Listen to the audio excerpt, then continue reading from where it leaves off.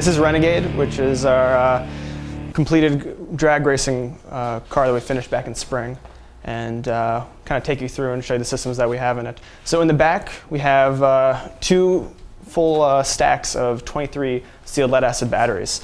Those provide just over 300 volts and currents over 1,000 amps.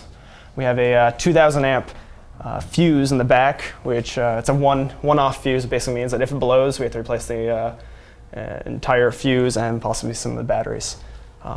We also have a kill switch and charging cable in the back. And how long does it take to charge? From low, about 2 days, because we're limited by the current. 110. Yeah. We're limited by the current that we can use here, just so we don't blow the circuit in the lab. Oh, yeah. So we charge around 15 amps into the charger itself, not into the car. So once that gets converted, it's a little lower, probably around 10 to 11. And then the range, if you didn't go at a breakneck speed? It's actually something we were never really able to test, but we kind of guesstimated around 20 miles. This car weighs about 3,000 pounds, 1,800 of which are just the batteries alone. And the main reason why we never bothered to calculate that exactly was because since it was a drag racer, it wasn't really a everyday vehicle anyway, so we weren't as concerned with the ranges. We were with things like top speed and acceleration. And I know I've missed this. And the top speed is? Top speed with a fully charged, up-to-date lead acid battery set.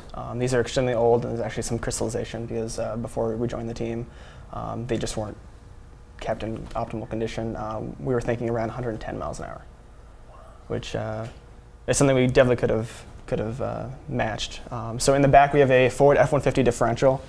Up front, we have a Zilla 2 kiloamp motor controller. This is a brushed motor controller, maximum of 2,000 amps, and we use that to power our two 11-inch DC motors. Those Warp 11s.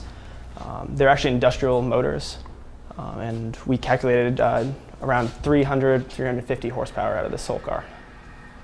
So we run them in series with a custom chain tensioner that was designed by a mechanical engineering student, and that runs back the shaft of the car back to the differential.